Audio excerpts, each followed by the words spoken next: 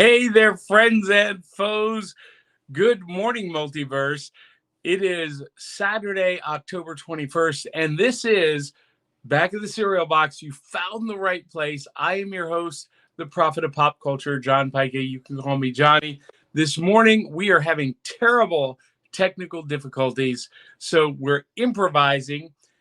And this morning, we are going to be talking about the Leica stop motion animated classic as part of Saturday movie matinees. And we're going to do that. Did I say what movie it is? Paranorman. Woo! We're going to do that right after this from DL Memphis and the Murdering Crows.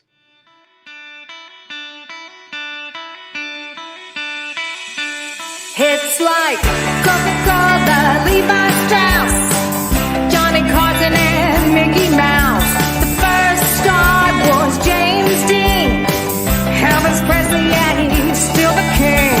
Some things are only imitatable. You can't beat an original. Oh, you can't beat an original.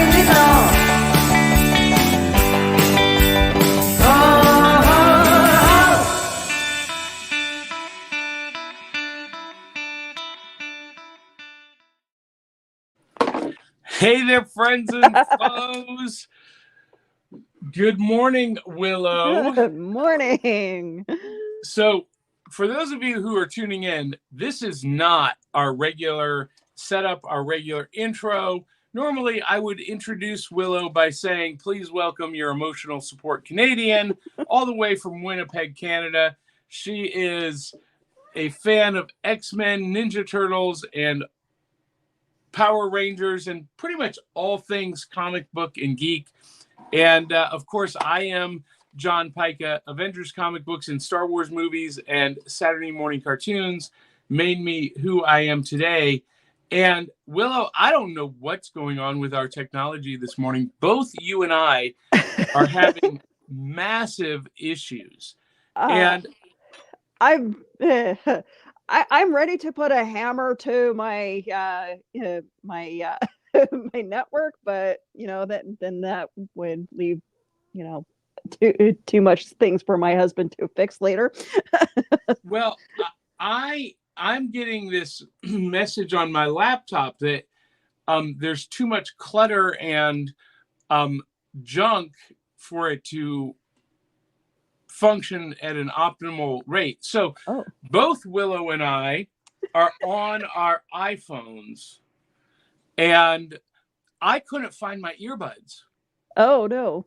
So I'm just using the camera microphone. I hope I sound okay. You do. Yeah. I think with just the two of us, it'll be okay. And for those of you who are wondering, Aubrey is not going to be joining us on air, on camera this morning. She is in the chat. And that is because last Saturday after the show, she was in a little fender bender auto altercation. And she's very bruised up, very sore, and just not ready to be seen on camera yet. Speaking of seen on camera, where did Willow go? Oh, sorry. There she is. She's grabbing the cat.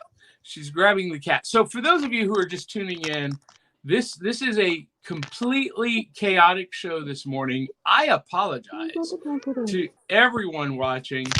There are just some things that are beyond our control this morning, but we are going to soldier through and give the best performance for our audience that we can. First day with my new tongue. I can't get anything together this morning.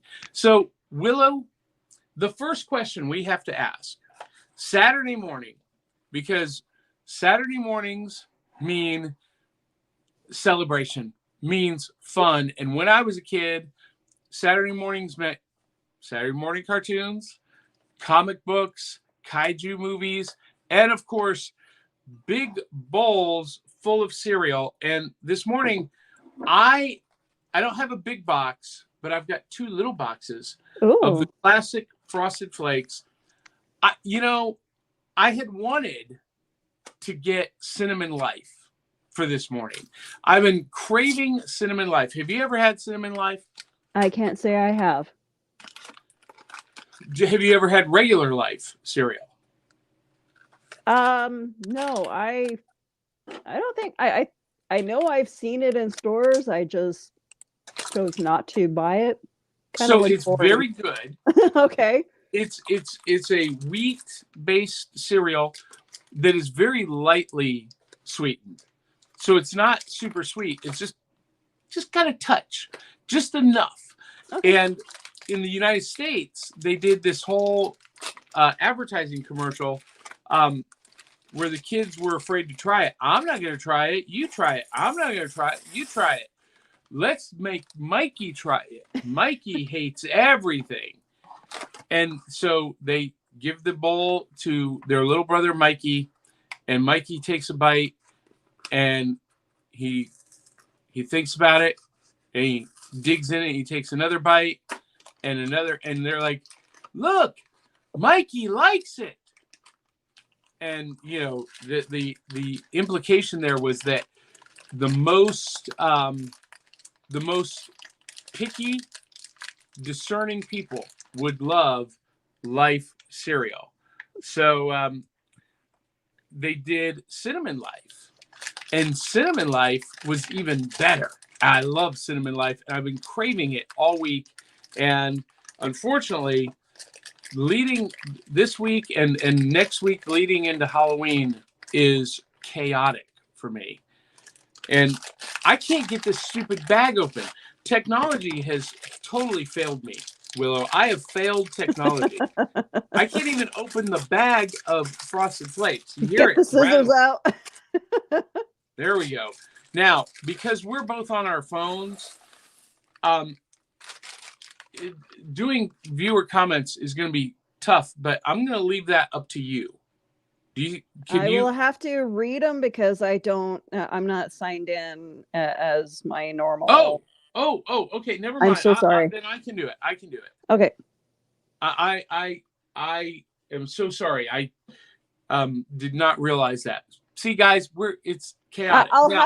I'll have to do that later and yeah. get access to StreamYard. Yeah, do that later. So I'm going to be eating some Frosted Flakes. Willow, share with everybody while I do that what's in your bowl. Well, because I was fighting with my network, I didn't grab a bowl of my usual cereal, but I am drinking coffee, so that's all that matters. My mocha, my usual mocha, which is Nestea quick chocolate syrup, and milk and coffee. Well, can I just say what's in my bowl is, of course, the classic Frosted Flakes. And can I just say, I love this cereal.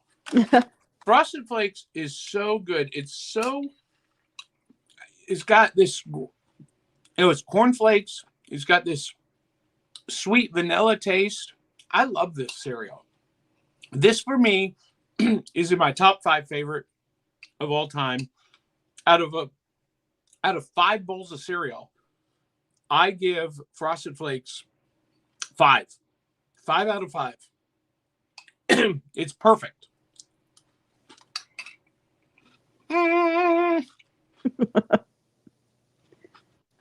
Now, for those of you tuning in for the first time, and we know there are always first-time viewers, audience members, you're asking yourself, what in the world is going on? They're eating cereal, drinking coffee, back to the cereal box. What does all that mean? Well, this is a show that celebrates the fun of the Saturdays of our youth. And as I already said, when I was a kid, Saturdays meant cartoons, comic books, kaiju, big bowls of cereal. And we're called back to the cereal box because when I was a kid, we didn't have smartphones or iPads at the breakfast table on Saturday morning. We were reading the back of the cereal box. Now, this cereal box has nothing on the back except another front. So there's nothing to read. But, you know, for us as kids, that was our world. That was our newspaper. And that's what this show is about. So we're going to transition right away to our audience comments. And there's a bunch. Oh my gosh, there's so many. This is going to be hard to keep up. So let's see where we are. Zentron says, no cereal for me. Already had it 6 hours ago. I'm just chowing down on a good old British snack of apple pie. Oh, so listen, will it cereal, Zentron? That's the question we need to ask. Will apple pie cereal? You need to answer this question for us, like right now. Right now. And Andrew Milden says apple pie with cheese on top. So, Willow, do you ever put cheddar cheese on top of your apple pie? No, I think that is an American thing. Canadians don't really do that. Although I do enjoy cheese on a lot of things. So.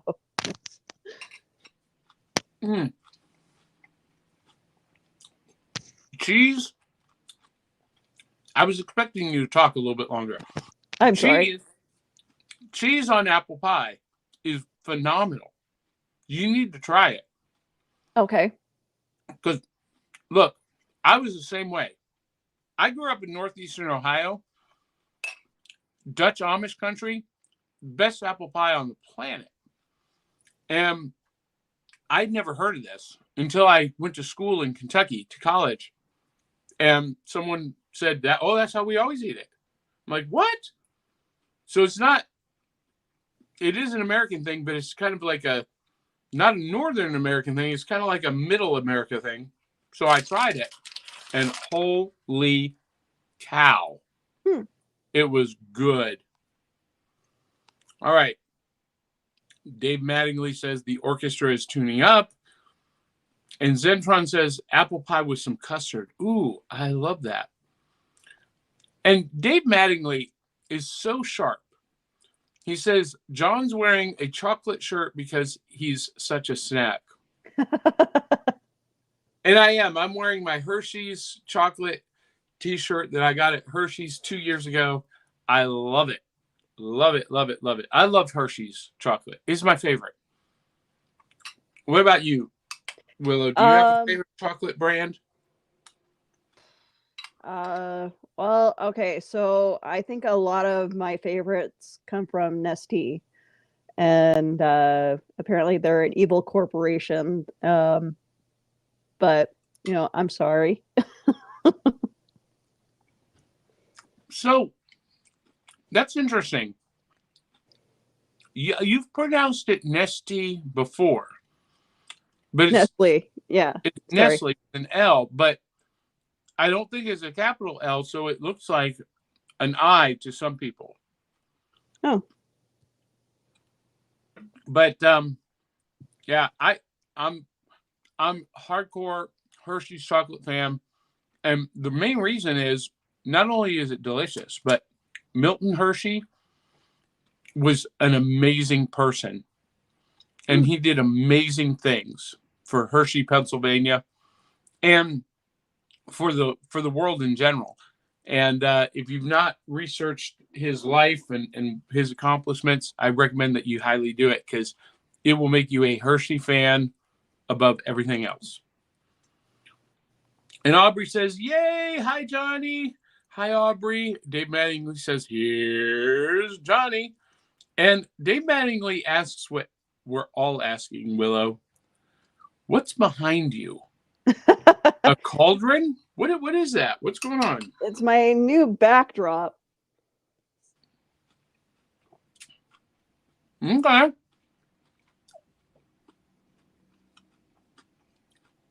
Did that come from that came Spirit? from that came from the dollar store. Dollar Tree. Listen, I've not been, but everyone tells me that the Dollar Tree Halloween decorations this year are like on point. They're really good this year. I haven't been to Dollarama yet, so I can't tell which one would be better this year, but usually Dollarama has a lot more stuff, but Dollar Tree is definitely amping up their game now. Yeah. Andrew Milden says, time for an external hard drive, Johnny. I do have one. I just need to move a bunch of stuff off. This morning, my AVG is saying that there are 77 issues that need resolved. And I don't actually own this laptop. It belongs to my company. So they give me permission to use it for the show, but maybe time for them to buy me a new one. Dave Mattingly says, Aubrey is not here because she fought an automobile in hand-to-hand combat. That is absolutely true. Look at who just joined us, Sakatumi. She slips on the YouTube stream. Yay! Good to see you, Sako. And Aubrey, by the way, Sako is a great writer and belly dancer, performer. She joins me every year at Imaginarium. She's fantastic. Aubrey is not on camera, but she is in the comments, and she says, my little Kia became a truck sandwich. A little bit of dark humor there. Oh. Chaos and mayhem rocks the party until the AM, says Zentron. And Andrew Milden says, cinnamon life is what they called me in college. I love that. Andrew Milden, cinnamon life. Aubrey says, hello, Zentron, Sako, Andrew, and Dave. And Zentron says, everyone preparing for pumpkin pie next week.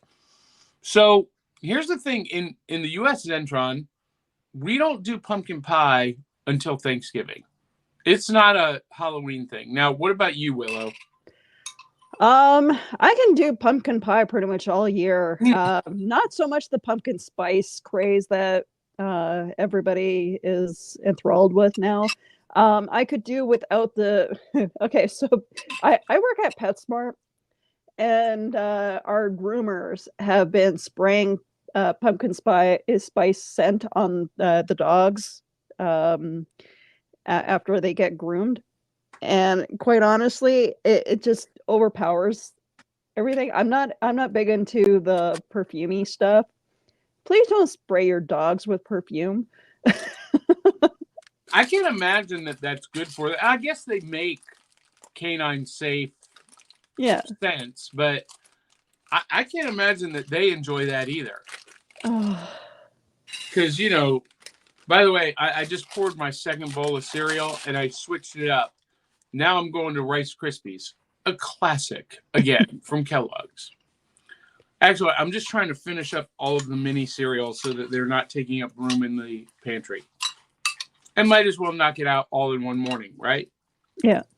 So, but yeah, I love pumpkin. I love pumpkin pie. That is one of my favorites. I think I'm like everybody else that puts way too much whipped cream on their pies, but that's not possible. There's no such thing as too much whipped cream. Not at all. And it has to be the real whipped cream, not the stuff that comes out of a can. So, can I make a confession? Yep. I love Ready Whip.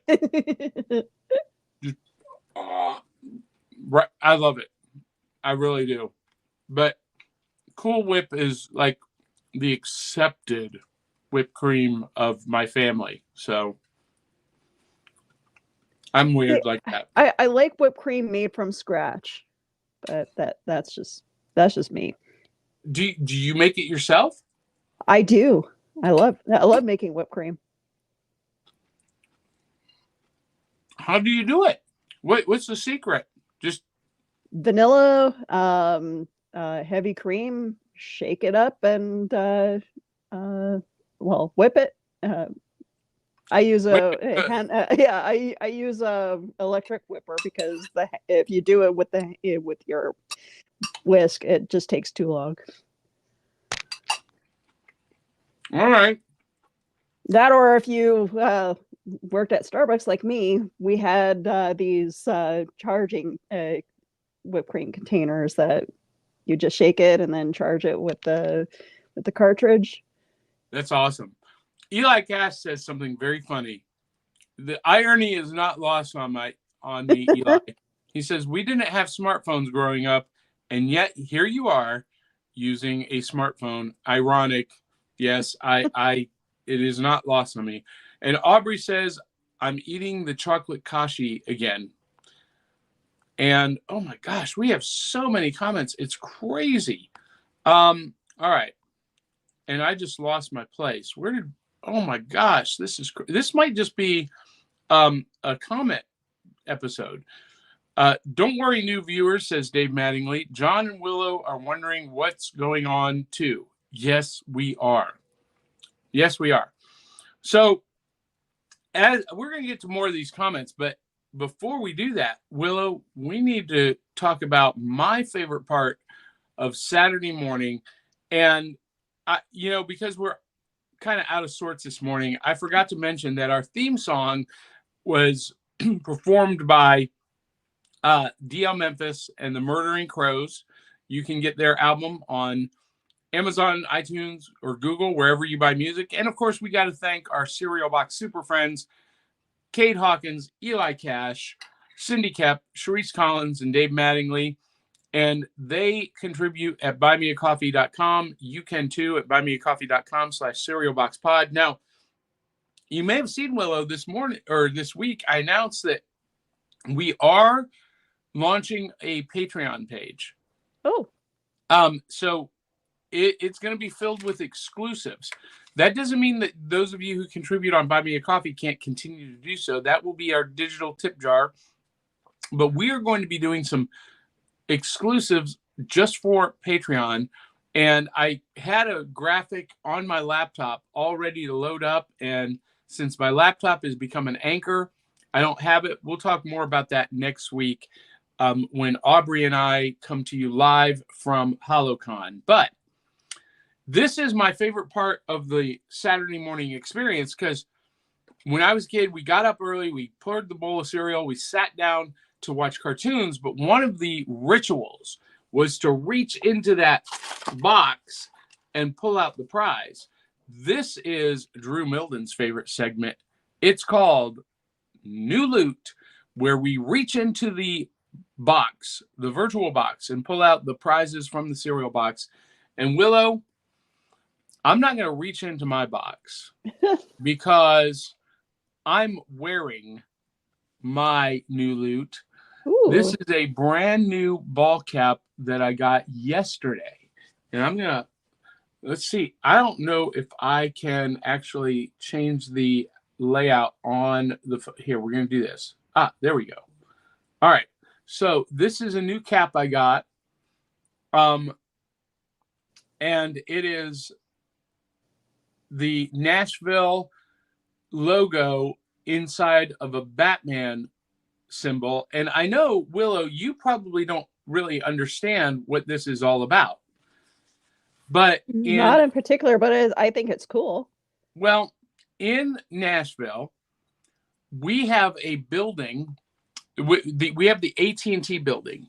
And the AT&T building, it's the corporate headquarters of AT&T. And it's got these twin spires at the top that look like Batman's head, Batman's top. And it's affectionately called the Batman Building. Well, this great artist who sets up at the Nashville Farmers Market does these hats with that Nashville Batman Building logo. That is the Batman build. That is the AT&T building in the very center. And then he, cool. Incorporated in some other iconic skyline buildings. But yeah, so I saw that and I was like, I have to have that. That is like such an inside Nashville thing. And of course he had it in 4 different colors, but I had to get the Batman colors. So there you go. That's my new loot. Awesome. What about you, Willow? Anything to show up from the cereal box? So also from Dollarama, or not, sorry, Dollar Tree, is another backdrop. This one's more of a brick dark brick, so I can add more stuff to it. So if and I'm hoping that I'm not working, I hope to do some decorating around my house, because last year I kind of missed Halloween, the decoration part. And then I went and bought this wig for a more screen accurate or comic accurate Power Girl, which I'm waiting on my my bodysuit. Wait a minute. So Wait a minute. Wait a minute. Willow is doing a Power Girl cosplay. I did Is it a one, but I comic got bugged accurate? so much for not having the boob window. Are you going to have that window? I'm gonna have the boob window. I'm so excited. Ladies and gentlemen, So- Willow's going to finish the show by herself. I'm going to. So we'll see what the bodysuit looks like when it comes in. This wig kind of makes me look like 90s pop boy band. That's fantastic. I love it, love it, love it. So I love that. I cannot wait to see that. So you know, here at my house, we don't really do a whole lot of decorating for Halloween. We love it. We love Halloween. It is one of our favorite holidays, one of my favorite holidays. But we go all out. I mean, like all out for Christmas. And by the way, Christmas season starts in just 12 days. Yeah, as soon as November 1st hits, that's when all the retail stores start doing the Christmas music. Yep. And you'll see me wearing Christmas attire starting that day. Now, my wife prefers that I wait until after Thanksgiving. Because after Thanksgiving is my birthday month. So not only are we celebrating Christmas, we're celebrating Johnny's birthday. And so I start celebrating Christmas early. See, we have a thing here where a lot of people complain about setting up Christmas stuff right before Remembrance Day, or, well, it would be, I think, Veterans Day for you guys. But you guys don't seem to have that issue with people complaining about setting up before we celebrate our... Oh, yeah, we do. Yeah? Okay. Yeah, we do. Yeah. But you know what? I don't care. If it were up to me, we'd have Christmas decorations up all year long. I sing Christmas carols in the middle of July. Me and my daughter, that's our thing. Listen, I grew up in a house. My mom loved Christmas. We had a Christmas tree in every single room of our house when I was a kid, and we had a big house. She even put Christmas trees in the bathrooms, and we had 3 of them. So, you know, that was like a big deal. Big deal. So we have more comments from our audience, and we have more comments than I think we've ever had. This is crazy. Chris Vaglio says, love that hat, Johnny. And Aubrey comments, the Bat Building. That's what we call it. And Dave Mattingly says, I've always thought of the Nashville Tower as Sauron's Orthanic Tower. I know what you're talking about. There have been some memes created with Sauron's eye in between those 2 towers, but that's outside of Nashville. Nashvillians call it the Batman Building. And Chris Vaglio agrees. You got to have that hat. And Zentron says, na na na na na na na na na na na na na na Nashville. I love it. Love it. Chris Vaglio says, still have yet to get to Nashville. Got to get there. Yes, you do. Chris, I can't believe you've never been to Nashville. As much of a music fan as you are, and I know a lot of people think that Nashville is just country music, and that ain't true at all. We are Music City, USA for a reason. And, you know, Alice Cooper records here. He lives here, actually. And Bon Jovi recorded his last album here. Steven Tyler of Aerosmith recorded his last album here. Everyone is here.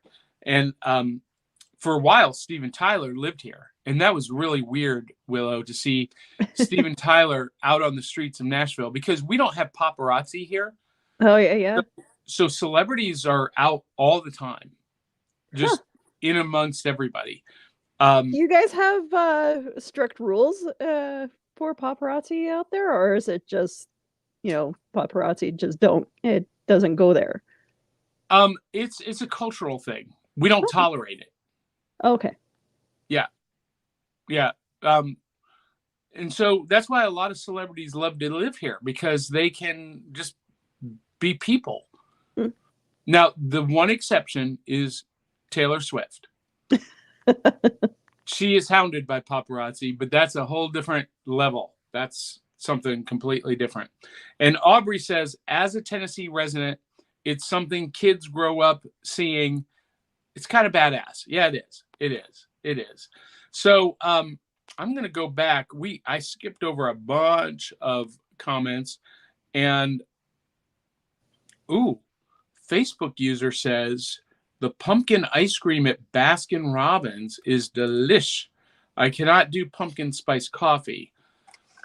Have you had the pumpkin ice cream at Baskin Robbins? No, we don't have a Baskin Robbins here. Maybe Tim Hortons has it. Does Tim Hortons sell ice cream?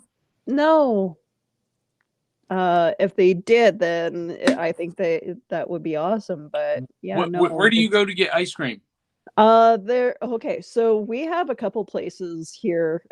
In my neighborhood, we have a place called Bridge Drive-In, which has been around for like 50 years. Okay.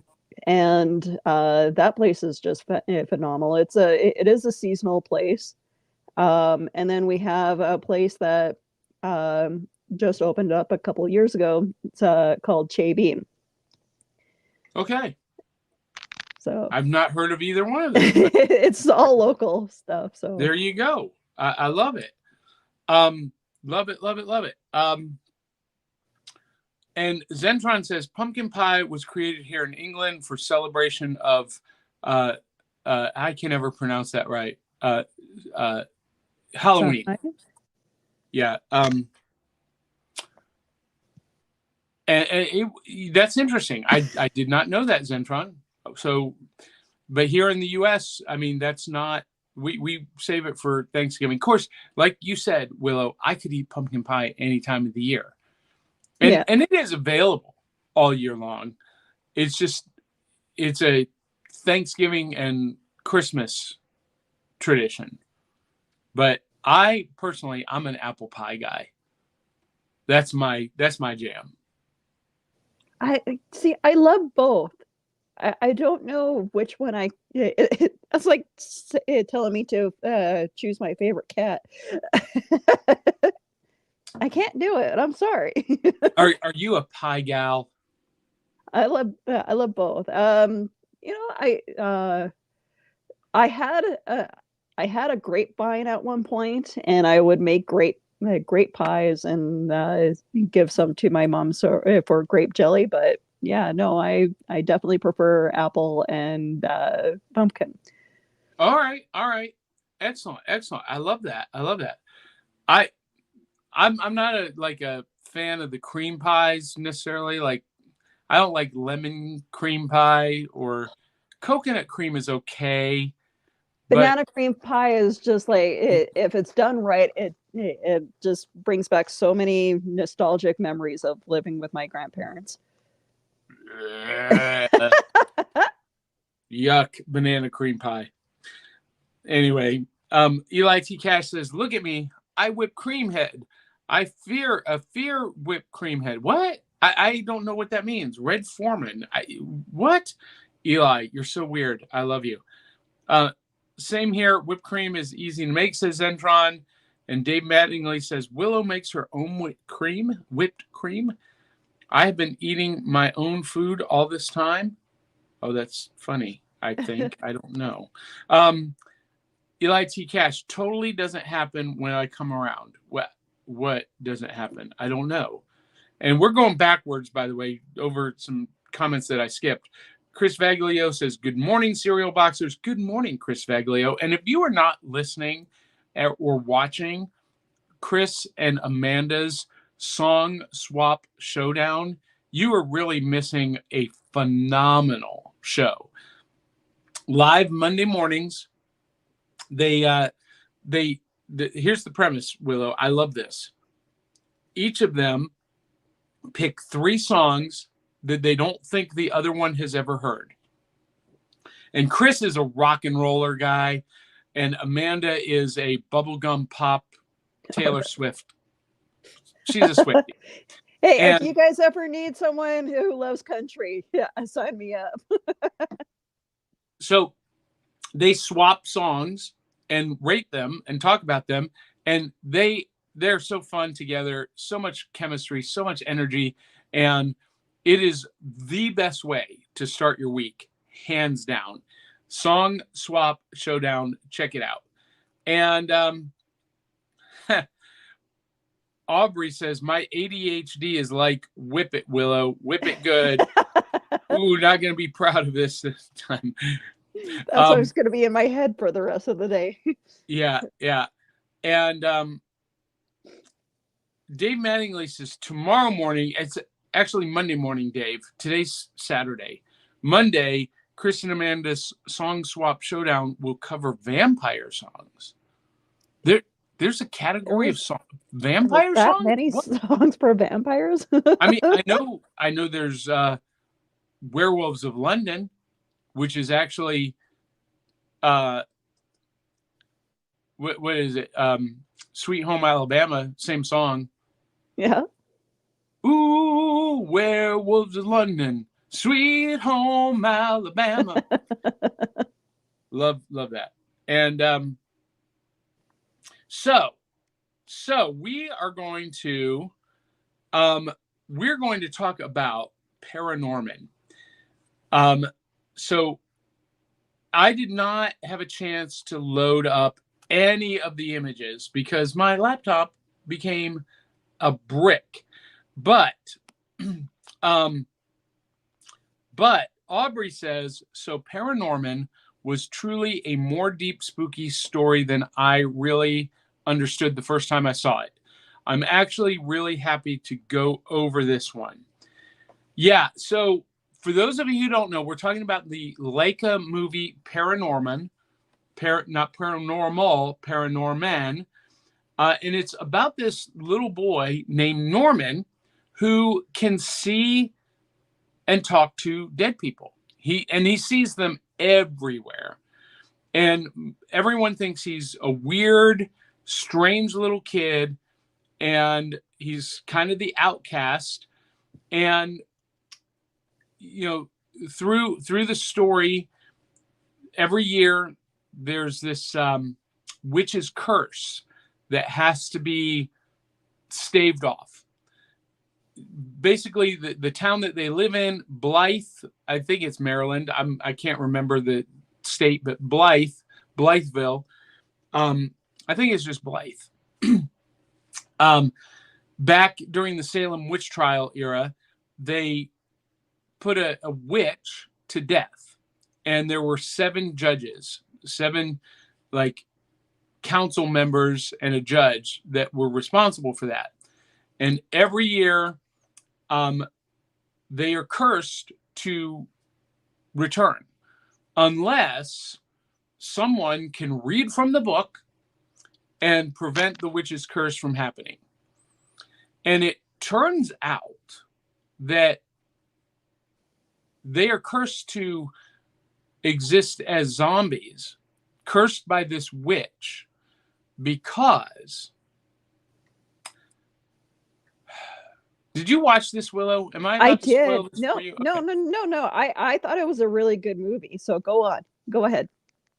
It turns out that Aggie Pendergrass, was a little girl of about 11 or 12 that these 7 people burned at the stake for witchcraft, because she was just like Norman and could see and communicate with the dead.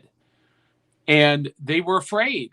And basically it comes out that the witch's curse for them to return as zombies is true. And Norman is tasked with putting Aggie back to sleep, reading from the book of fairy tales, putting her back to sleep for another year. And he fails because he doesn't understand the mission. His uncle, who has been holding off the witch's curse for generations, dies suddenly and leaves him incomplete instructions. Doesn't really fill him in. So he fails. The judge and the townsfolk that put Agatha to death rise from the grave as zombies. And basically it turns out that Norman just needs to negotiate peace with Agatha so that she can rest and go on to the afterlife, and so the judges can too. And along the way, his bully Alvin becomes an ally. He makes his friend Neil, who's also a weird fat kid, and Mitch, the big buff older brother of Neil, and Norman's sister Courtney, who thinks he's just a weird kid. She finally realizes that he is the last best hope for the town of Blythe, and they all come to his side, to his aid, to help him save the town and end the witch's curse. And Willow, I love this movie. It is a really cute movie. Like, I will have to say it's way better than Coraline. Sorry, Andrew, but I know how a lot of people liked it. But yeah, Paranorman didn't give me that like weird, predatory, creepy vibe that Coraline did. Yeah, and I'm right there with you. And I think, we kind of talked about this. I think so many people, especially girls, related to Coraline. That feeling of abandonment and being a burden and in the way and not really wanted. I completely relate to Norman. That's how I felt growing up. I didn't feel like I was accepted. I didn't feel like I fit in. I was the weird kid. And, I was the weird kid that talked to aliens from Saturn and drew comic books and did magic.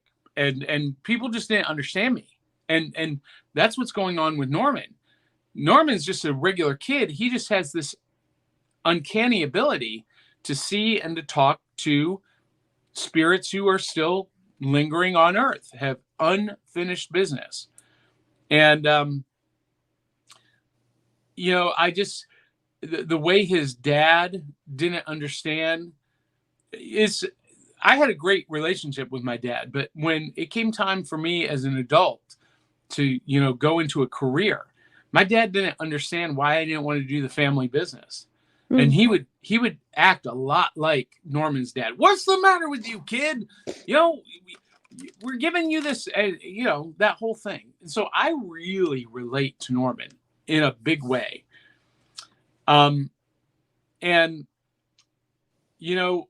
This was produced by Leica.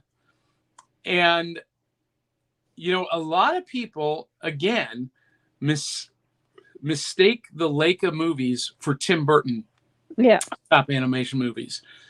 And because it's very similar. Well, and apparently I learned that the guys who made this movie did work on The Corpse Bride. That makes sense. Yeah, so there is some similarities, and basically, I listened to some commentary this week, and they basically said that Paranorman did better than what Corpse Bride did. It has kind of the same resolution, but Paranorman did it better. And I like that. I find this movie to be a fun adventure. It's an adventure, and with a lot of overtones of Scooby-Doo, because the gang in the van, they're trying to solve the mystery, and they're misunderstood. And I just, everything about this speaks to me, and the animation is flawless. Stop motion animation that looks like CGI animation. It's unreal good.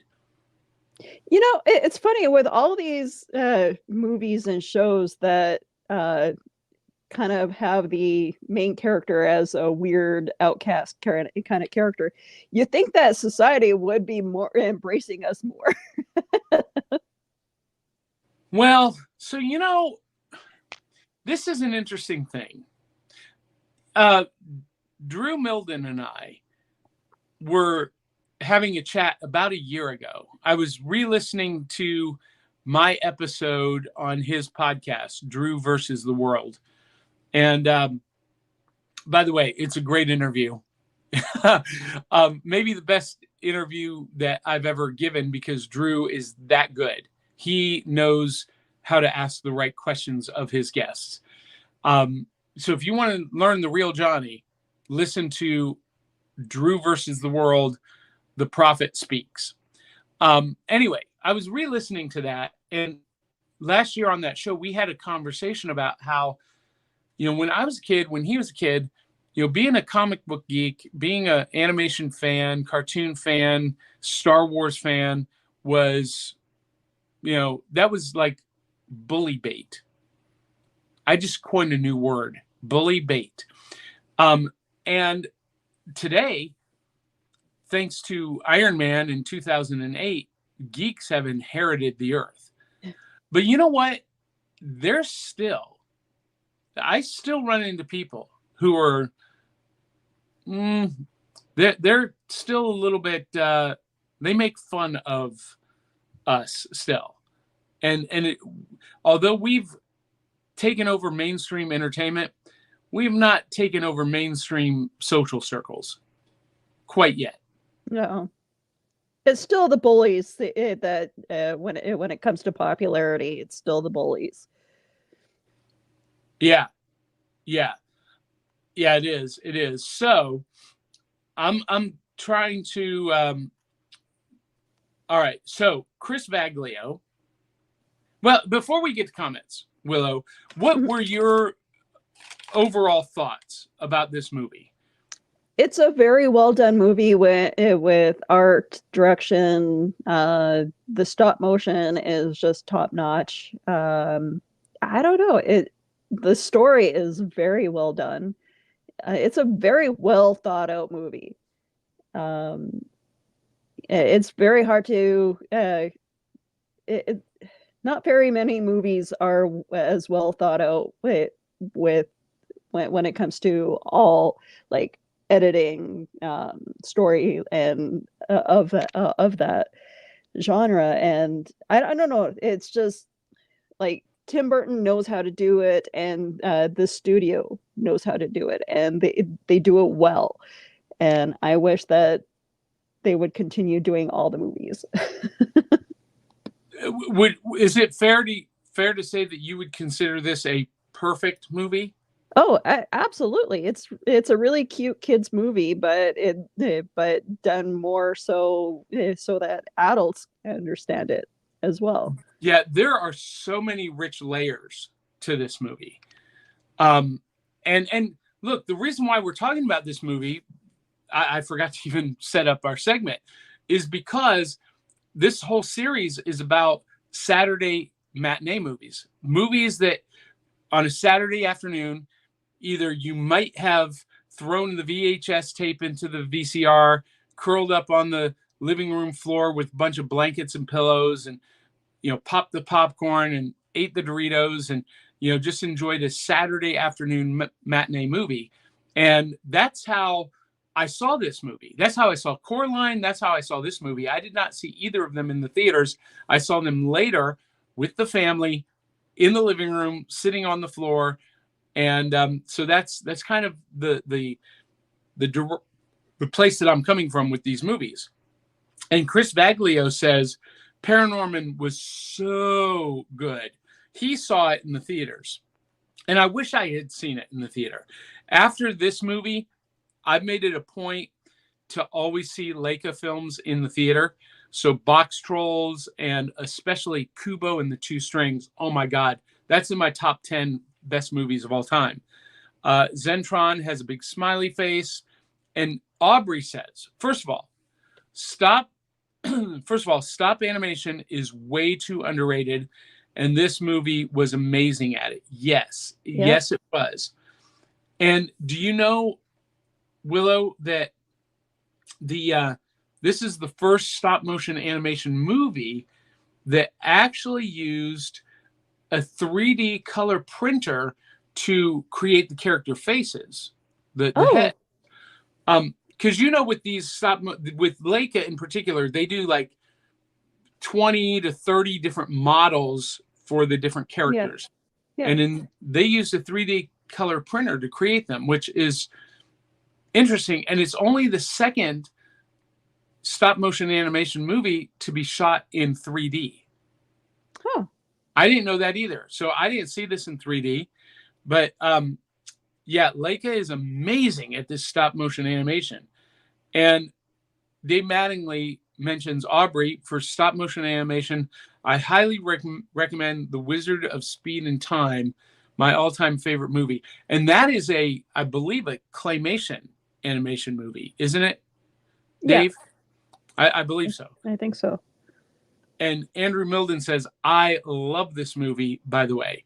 Yeah.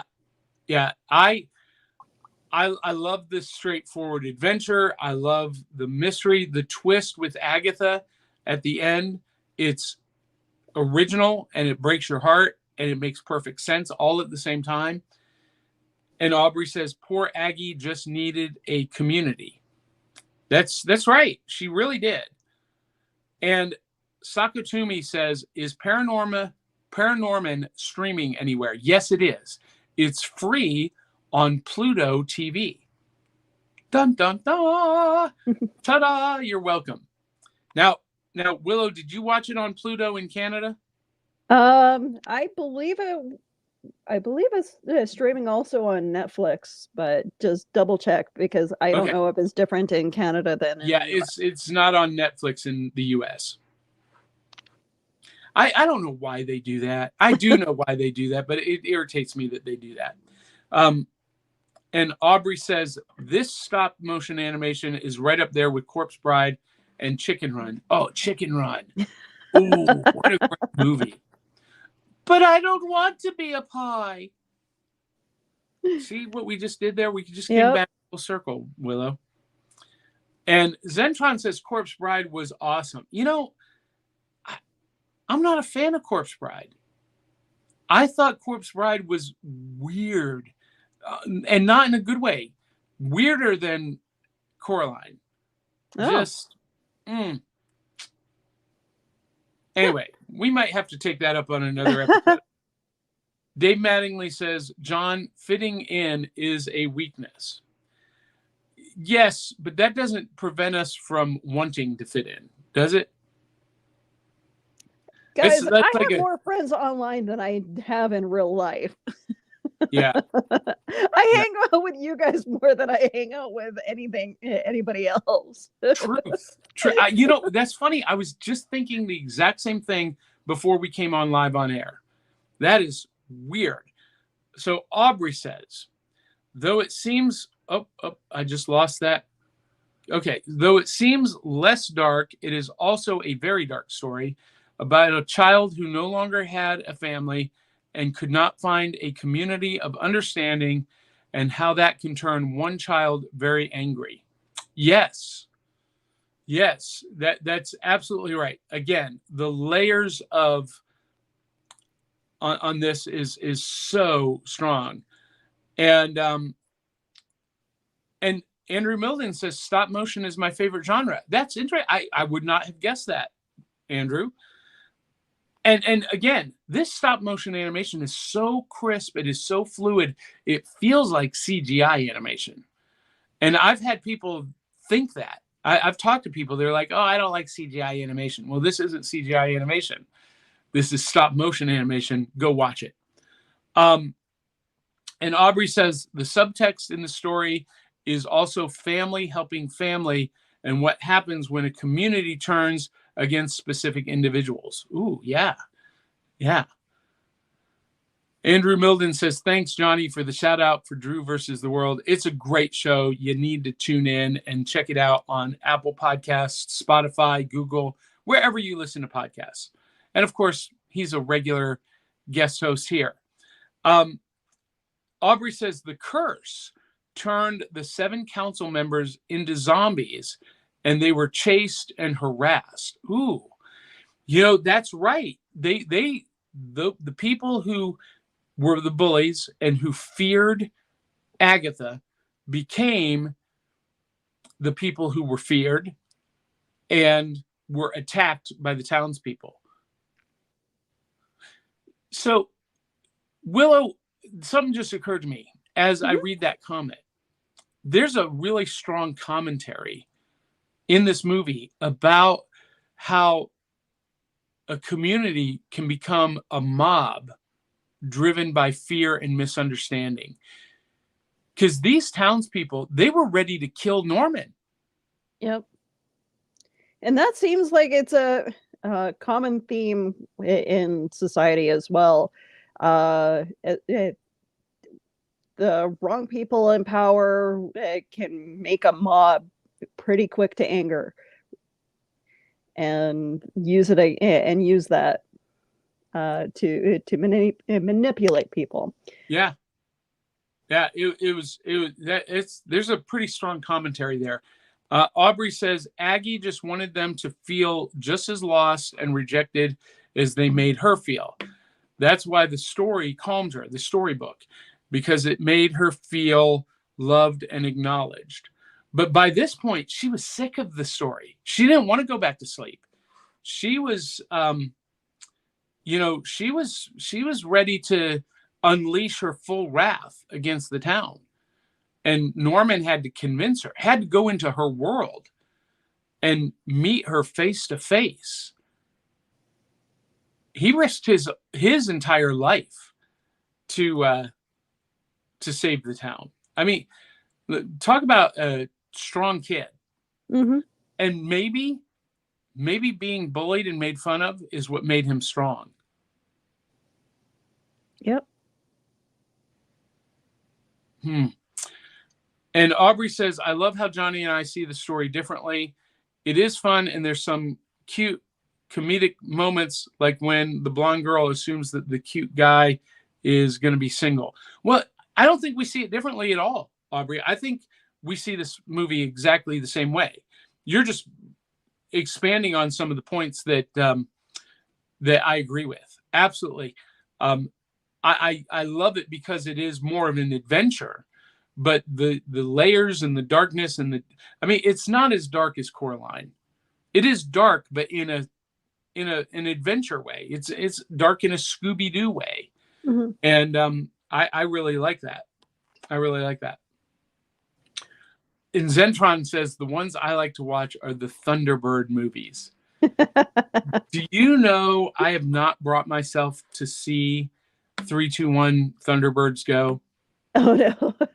Have you watched those movies, Willow? I feel like I have because my mom and my aunt would watch stuff like that. I don't know. I'm fairly certain I have. Like, I know I've watched the show a couple times.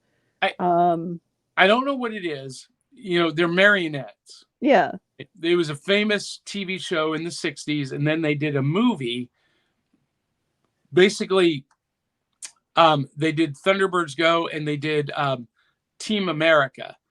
And yeah, early 2000s they did a live action version of Thunderbirds. Did they? Yeah. That's why Team America came out. They did. They did a Thunderbirds movie with the marionettes, but you're saying they did a live action with actors? I'm fairly certain they did a live action movie. I'm gonna have to research that. See, I have a confession to make. I'm not a fan of marionettes. I don't know why. Marionettes are a little bit. They creep me out too. Creepy. I don't know. Anyway, maybe I'll have to watch them. Okay, no, Johnny, says Dave Mattingly. The Wizard of Speed and Time is live action stop motion. Why would you do that? Okay, I'll have to check that out. Okay, and Zentron says Coraline was the previous movie shot in 3D. Okay, so there we go. The first two, films from Leica, Coraline and Paranorman, were both shot in 3D, and Coraline was the first one. Interesting. How did everyone feel about the live action Paranorman? I didn't know that there was one. I never watched it. There was one. And how? Oh, yeah. How would they feel? How would we feel? Yeah, how would people feel if they made a live action? You know what? I'm not a fan of doing that. The Disney, and we're going to talk about some of the Disney classic films in this series, in particular, The Little Mermaid, which is one of my all-time favorite movies. It saved Disney, and I understand why they do the live action versions of those movies, but I don't think that they actually add anything to the experience. I haven't watched The Little Mermaid yet. I'm kind of to say that they've kind of ruined the whole experience of the classics, going into doing these weird live action versions of these movies. I don't know, they did one for Beauty and the Beast, and I think they kind of bombed it. Well, it was a huge success. Those live action movies are huge moneymakers. And the reason they do them, Willow, is because studio executives have this belief that today's kids will not see an older movie, that they just won't watch it. I call BS. They want to remake the movie. They want to reintroduce that IP to recapitalize on it and create a new fan base, because they believe they can't make fans from the older movies. And I call BS on that as well. Because Disney would re-release their movies periodically. And I remember watching Cinderella in the theater. Yeah. If they would re-release classic movies in the theater on a regular basis, and not just Disney, just in general, during the pandemic, my son and I went and saw Back to the Future and Ghostbusters and Empire Strikes Back on the big screen, and it was magical. And the theater was filled for a pandemic theater. I mean, you had 2 seats between every person, but I mean, people showed up and showed out. And the week that Empire Strikes Back was reintroduced, or not Empire Strikes, just last year when Return of the Jedi was re-released for the 40th anniversary, it was the #1 grossing film in theaters that weekend. Yeah. It topped the box office, and it had a limited release 40 years later. Oh my gosh. And I remember when they re-released Indiana Jones with like 12 extra minutes. Yeah. I mean, like, a good movie, a good story is a good story is a good story, whether it was made 50 years ago or 5 minutes ago. So anyway, Andrew Milden asks, are there any Wallace and Gromit fans? That was actually fun to watch. Like the show, the movie that they came out with, which then led into doing Chicken Run soon after. Yeah, I am a Chicken Run fan. They recently did another movie, and I can't remember what it was. But anyway, and Aubrey says she loves those movies episodes. And Andrew Milden, Dave Mattingly says, Andrew Milden, let's go someplace where there's cheese. Wallace and Gromit reference. All right, so Dave Mattingly says, Being bullied never makes anyone strong. It only reveals inner strength. Positive reinforcement is always more powerful. Interesting. I'm not going to agree or disagree. That's a great way to put that. And Sakatumi says, I love marionettes. Well, you can watch all the marionette movies you want to. And Zentron says, oh, God, that live action movie of Thunderbirds was horrifically bad. So Thank you. I'm going to have to research this because I didn't know that they made a live action one. Michael Hagan is with us, or Hager, and he says, because the Imagineers no longer have any imagination. And you're not wrong. You're not wrong. That's a whole other episode. Dave Mattingly says, a couple months ago, I got to see They Live, my favorite John Carpenter movie, on the big screen for the first time. Yeah.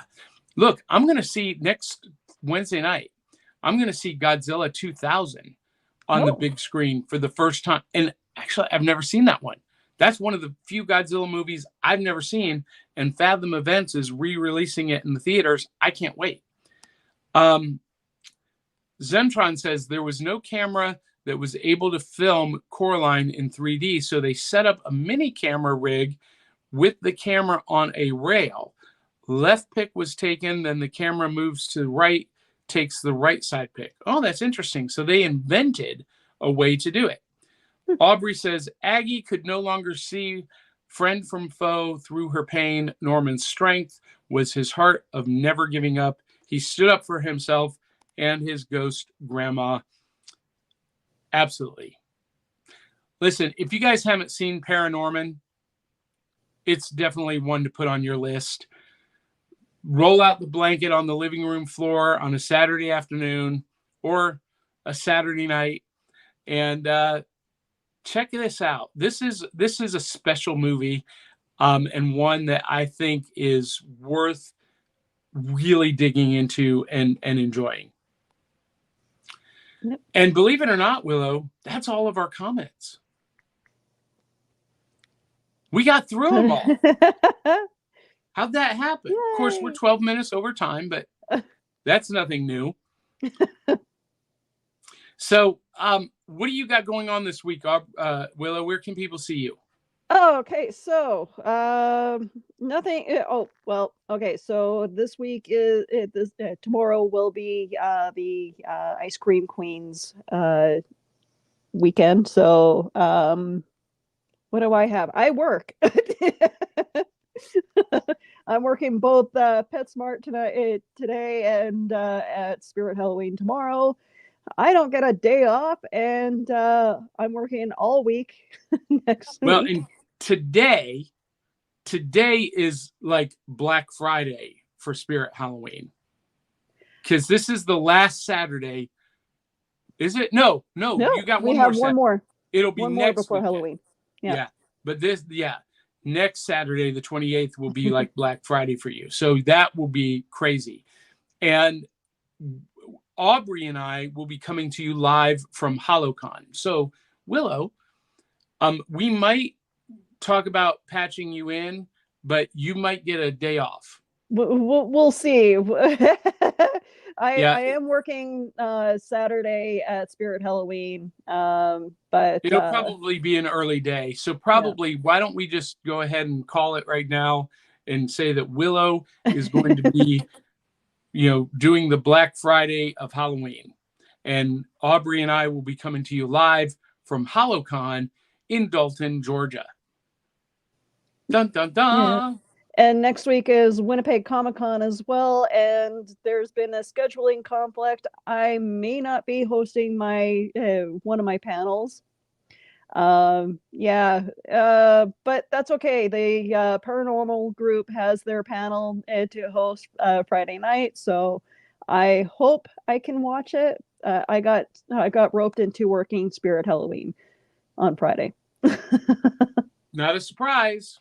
Black Friday of Halloween. Look, I'm struggling with this.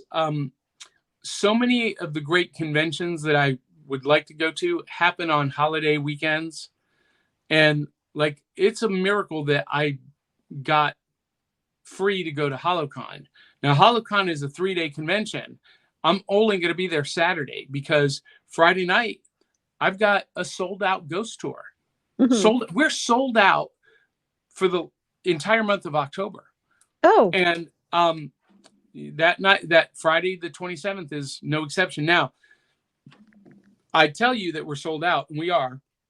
But if you want to take advantage of a ghost tour in 17 other cities across the country, you can go to nightlyspirits.com, use my promo code JohnP667, take 10% off. And here's the great thing, Willow. We're in 17 different cities, and we operate all year long, not just Halloween. There are 4 other ghost tour companies that have popped up in Nashville during this month. They will not be here next month, but during October, they're here. Yeah, but it seems like it's not affecting you at all. No, it's not. It's not. Other than they're taking up my space. That's the annoying thing. I get to my space and the bar or the restaurant, I'm like, oh, wait, that's not your group? Oh. No, there's somebody else. Oh, we're so sorry. If we had known, we would have told them to go somewhere else. Anyway, it's a thing. So anyway, guys and gals, we're going to say good afternoon, farewell. And wherever you are, if you like our show, tell 200-300 of your closest friends and family, share it. And until the next time, love you, mean it. And we'll catch you on the back of the cereal box. Thanks for watching.